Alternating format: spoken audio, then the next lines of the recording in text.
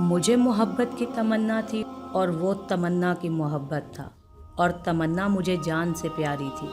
हम तीनों मोहब्बत की उस मुसल्लस के तीनों कोनों पर खड़े अपनी अपनी मोहब्बत निभा रहे थे और किस्मत के फैसले का इंतज़ार कर रहे थे कि मेरी मोहब्बत की तमन्ना पूरी होती है या तमन्ना की मोहब्बत को उसकी मंजिल मिलती है। हम तीनों ही कज़न थे। तमन्ना मेरी खाला की बेटी थी और वो यानी मुराद तमन्ना के ताया का बेटा था। हम सब के घर एक ही गली में थे। हम बचपन से ही आपस में दोस्तों की तरह रहते थे, इकट्ठे स्कूल आते जाते थे, मिलकर खेलते कूदते थे। हमारे साथ हमारे बहन भाई और दूसरे कज़न भी खेलते थे। हम सब मिलकर लड़कों और लड़कियों वाले खेल खेलते थे। बचपन था इसलिए जिन्स की बंदिशों से आज़ाद थे। खेलते तो हम 10-12 बच्चे थे, मगर ख़ास दोस्ती हम तीनों की थी। हम तीनों एक दूसरे के साथ बहुत खुश रहते थे। लड़की होने की वजह से मैं और तमन्ना एक दूसरे के साथ ज़्यादा दोस्ती रखती थी। मुझे तमन्ना अपनी तमाम कज़न्स से ज़्यादा अच्छी लगती थी। वो भी मुझे चाहती थी। हम दोनों मिलकर पढ़ती थीं। हमारे घर भी साथ साथ थे। अक्सर हम एक दूसरे के घर सो जाया करते थे। इसी तरह खेलते कूदते हंसते हंसाते बचपन गुजर गया। बचपन के बाद जवानी आई तो हम पर साथ ही कई पाबंदियां भी लाई। कुछ हम में भी शर्मो हया ने डेरे डाल लिए। अब हम कज़न मिलकर बचपन की तरह खेलते कूदते नहीं थे, ना ही बेतकल्लुफ़ी से मिलते और बात करते जैसे बचपन में किया करते थे।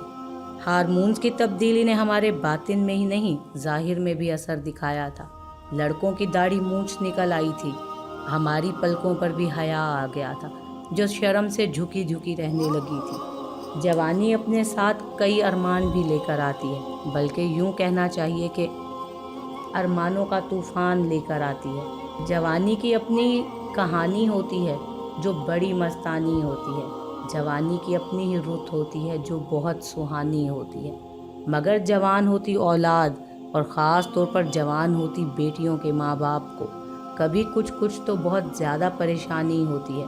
उनको ये फ़िक्र लाहक होती है कि कहीं जवानी की तुग़यानी उनके बच्चों को किसी नादानी की तरफ ना ले जाए, और बच्चों की नादानी समंदर का पानी बनकर उनकी इज़्ज़त की कश्ती को ना डबो डाले। इसलिए वो अपनी आंखें अपने कान खुले रखते हैं। सोते हुए भी वो अपनी जवान होती औलाद से बेखबर नहीं होते। इसलिए हम सब के वालिदैन ने हम सब कज़न्स के मिलने जुलने पर, बातचीत करने पर कोई पाबंदी तो नहीं लगाई थी, मगर हम पर एक निगरान की तरह निगाह रखते थे। वक्त और जगह का भी नोटिस लेते थे।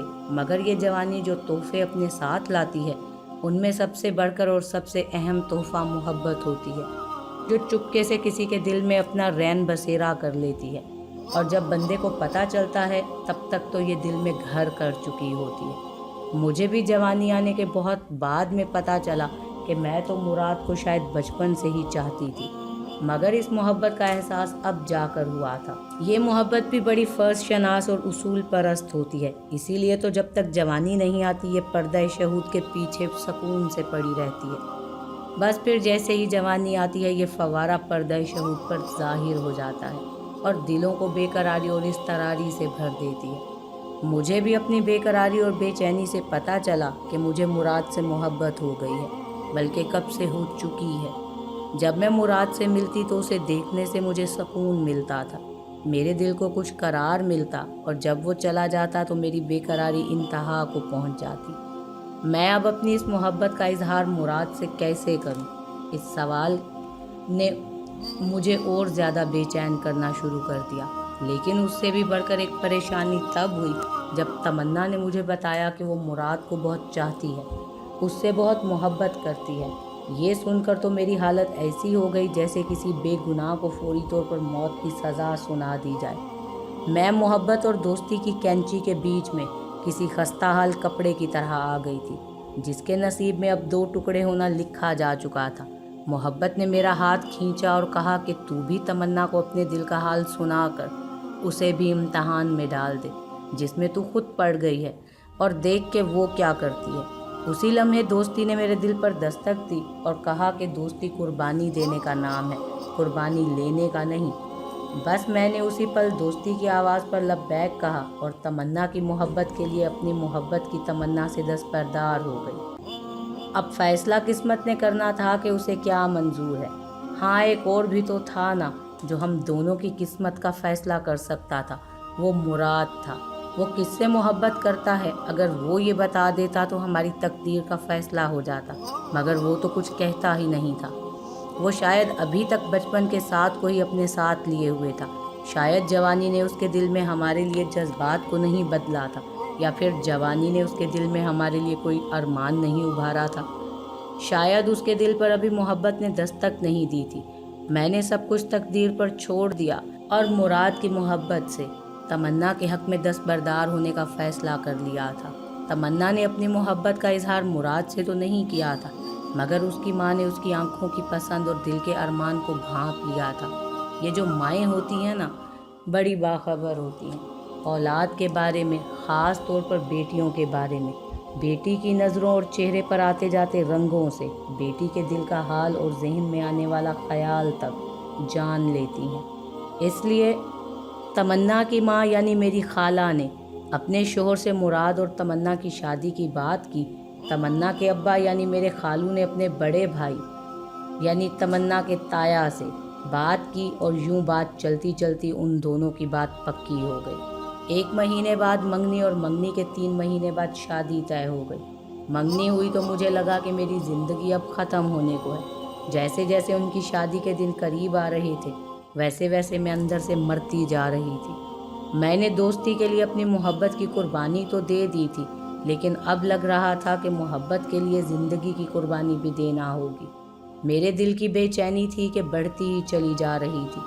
میں اسی بے قراری کی حالت میں اپنے رب سے دعا کرتی کہ اے میرے رب، مجھے اپنے فیصلے پر قائم رہنے کی توفیق اور ہمت عطا فرما، اور میرے دل کو چین اور قرار عطا فرما۔ مجھے سنبھالے رکھ کہ کہیں میں کمزور نہ پڑ جاؤں، اور پھر محبت اور دوستی کے ساتھ ساتھ خاندان اور دنیا کی نظروں سے بھی نہ گر جاؤں۔ وقت تو جیسے تیز رفتار ریل گاڑی کی طرح گزر رہا تھا کہ اب یہ گاڑی شادی والے دن کے اسٹیشن پر ہی جا کر رکے گی، اور اس کے ساتھ ساتھ میری سانسیں بھی رک جائیں گی، اور میری زندگی کا سفر وہیں پہ ختم ہو جائے گا۔ شادی سے 1 ہفتہ پہلے تمنا کو مایوں بٹھایا گیا۔ مایوں کا پیلا جوڑا اس نے کیا پہنا کہ میرے وجود نے پیلا رنگ اوڑھ لیا، بالکل ایسے جیسے پیلا یرکان ہو گیا ہو۔ شادی سے 1 دن پہلے مہندی کی رسم ہوئی تو تمنا کے ہاتھوں کی لالی دیکھ کر تو یوں لگا کہ میرے خون کی ساری سرخی زرد ہو گئی۔ اگلے دن شادی تھی، ان دونوں کا نکاح ہونا تھا، اور پھر مراد ہمیشہ ہمیشہ کے لیے تمنا کا ہو جانا تھا، اور مجھے بے مراد ہی مرنا تھا۔ اس خیال نے اسی رات مجھے بستر مرگ پر جا لٹایا۔ میں شاید مر چکی تھی کہ ایک شور، ایک ہنگامے نے مجھے جگایا۔ مجھے لگا کہ مرنے کے بعد قیامت کا دن آ گیا ہے۔ آج سب کے اعمال کا حساب ہوگا، اور کسی کے ساتھ بھی رتی برابر ظلم نہ ہوگا، سب کے ساتھ پورا پورا عدل و انصاف ہوگا۔ جب میں نے آنکھیں کھولیں اور ذرا ہوش و حواس بحال ہوئے تو پتہ چلا کہ میں ابھی زندہ ہوں اور تمنا ہی کے گھر پر ہوں۔ میری ماں نے مجھے سہارا دے کر اٹھایا اور تکیے سے ٹیک لگا کر بٹھا دیا۔ پہلے مجھے پانی پلایا اور پھر بتایا کہ تمنا کے تایا نے مراد اور تمنا کی شادی کرنے سے منع کر دیا ہے۔ میرے وجود میں اتنی طاقت ہی کہاں تھی کہ ایک دم سے کوئی اچھی یا بری خبر سن سکتی۔ میرے دل کو ایک دم سے جھٹکا سا لگا۔ یہ جھٹکا تمنا کی شادی مراد سے نہ ہونے کے دکھ میں لگا تھا، یا مراد کی شادی تمنا سے نہ ہونے کی خوشی میں لگا تھا، کچھ معلوم نہیں تھا۔ بہرحال میرے دل کو جھٹکا لگا تو میری طبیعت کچھ اور بگڑ گئی۔ میری ماں نے مجھے فوراً سنبھالا، 2 گھونٹ پانی اور پلایا۔ پانی پینے کے بعد میں نے دیوار کے ساتھ سر کو ٹکایا اور 2-3 گہرے سانس لیے۔ اپنی ماں کو اپنی ادھ کھلی آنکھوں سے دیکھا، جو پریشانی کے عالم میں مجھے اپنی پوری کھلی اور آنسوؤں سے بھری آنکھوں سے دیکھ رہی تھی۔ میں نے شادی سے منع کرنے کی وجہ پوچھی تو ماں نے بتایا کہ مراد کا بڑا بھائی سراج ہے نا، اس نے اپنے باپ کو روکا ہے یہ شادی کرنے سے۔ میں نے کہا کہ اس کی شادی تو 6 سال پہلے ہو چکی ہے، اب وہ اپنے چھوٹے بھائی کی شادی کیوں رکوا رہا ہے؟ ماں نے کہا کہ اس کے دونوں بیٹے بیمار ہیں، اس لیے اس نے یہ شادی رکوا دی۔ میں نے کہا کہ بچے تو بیمار ہو ہی جایا کرتے ہیں، اس میں شادی رکوانے کی کیا ضرورت تھی؟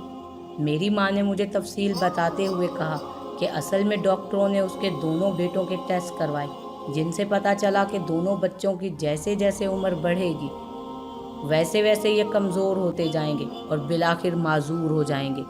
डॉक्टरों ने बताया है कि ये कज़न मैरिज में इस तरह के मामलात हो जाते हैं, इसलिए मुराद के बाप ने ये शादी रुकवा दी है। उसने कहा है कि हम अपनी आने वाली नस्ल को कमज़ोर और माजूर नहीं होने देना चाहते, इसलिए उसने मुराद और तमन्ना की शादी करने से मना कर दिया है।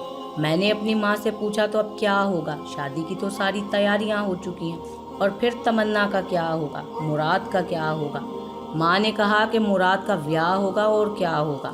मैंने कहा पर माँ तूने तो अभी ये कहा है कि मुराद के बाप ने उसकी शादी से मना कर दिया है। माँ ने कहा कि उससे शादी से मतलब तमन्ना के साथ शादी से मना किया है, पर शादी से तो मना नहीं किया ना। मैंने कहा माँ मैं कुछ समझी नहीं। माँ ने कहा कि मुराद की शादी आज ही होगी। मैंने तड़प के पूछा कि आज ही होगी मगर किससे। माँ ने कहा वही बताने के लिए ही तो मैं तेरे पास बैठी हूँ। मैंने कहा तो माँ फिर जल्दी से बता ना। माँ ने कहा कि मुराद का बाप हमारे घर आया था, उसके साथ तमन्ना का बाप और ख़ानदान के और बुजुर्ग भी थे। उसने हमसे मुराद के लिए तेरा रिश्ता मांगा तो मैंने फ़ौरन हाँ कर दी। मैं माँ के मुंह से ये अल्फाज सुनकर खुशी से माँ के गले लग गई और रोने लगी। पता नहीं कि ये आंसू मुराद से अपनी शादी होने के थे या तमन्ना की शादी मुराद से ना होने के गम के थे। माँ ने कहा कि मैं जानती हूँ तू मुराद से मोहब्बत करती है, उसे दिलो जान से चाहती है। मुझे तेरी आंखों में मुराद के लिए साफ मोहब्बत नज़र आती है। मुराद को देखकर जो रंग तेरे चेहरे पर आते जाते थे वो तेरी मोहब्बत की गमाजी करते थे।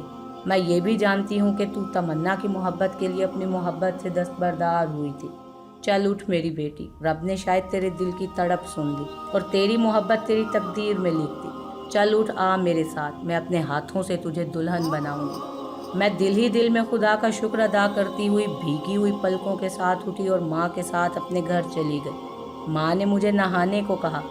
जब मैं नहाकर बाहर निकली तो तमन्ना अपना दुल्हन वाला सुर्ख जोड़ा लिए मेरे कमरे के दरवाजे पर खड़ी थी। तमन्ना ने हसरत भरी नज़रों से मुझे देखा। मैं उसकी नज़रों की ताब ना ला सकी और अपनी नज़रें झुका ली।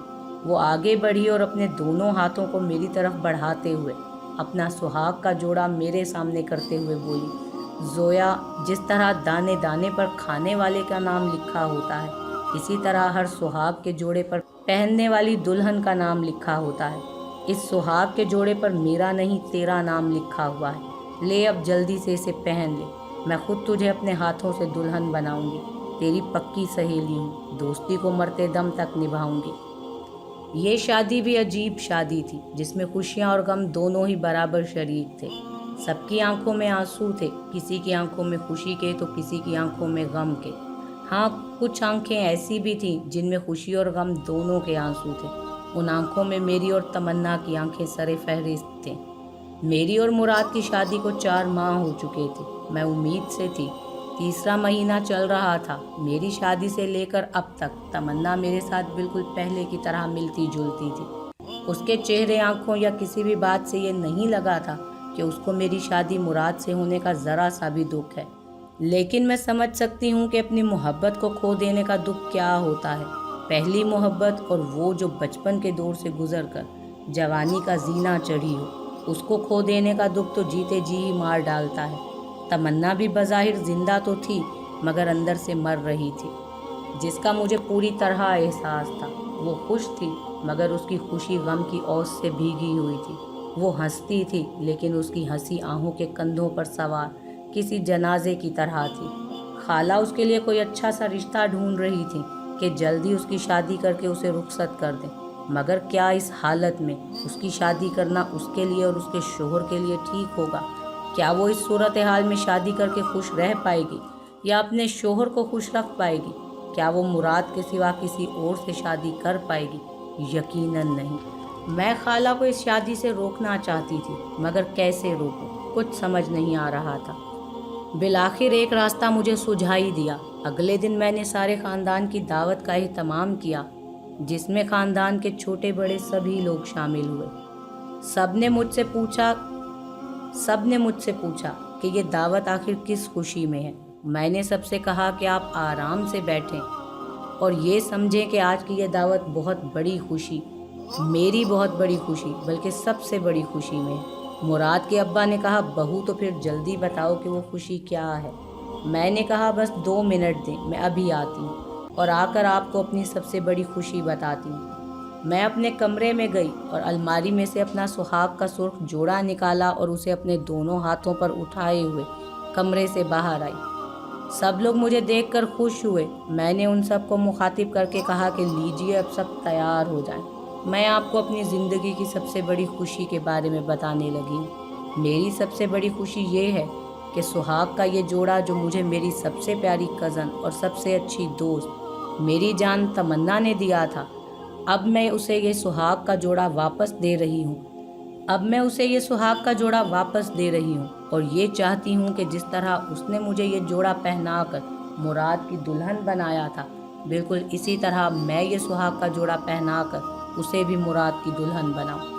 میری بات سن کر سب کے سب حیران پریشان ہو گئے۔ سب نے پہلے حیرت سے مجھے دیکھا اور پھر ایک دوسرے کو دیکھا۔ سب کے چہروں پر پریشانی اور حیرانی عیاں تھی۔ سب سے زیادہ مراد اور تمنا حیران پریشان تھے۔ مراد کے ابا بولے کہ بہو تم یہ کیا کہہ رہی ہو، بھلا ایسے کیسے ہو سکتا ہے؟ تم سب جانتے ہو کہ ڈاکٹروں نے کیا کہا تھا۔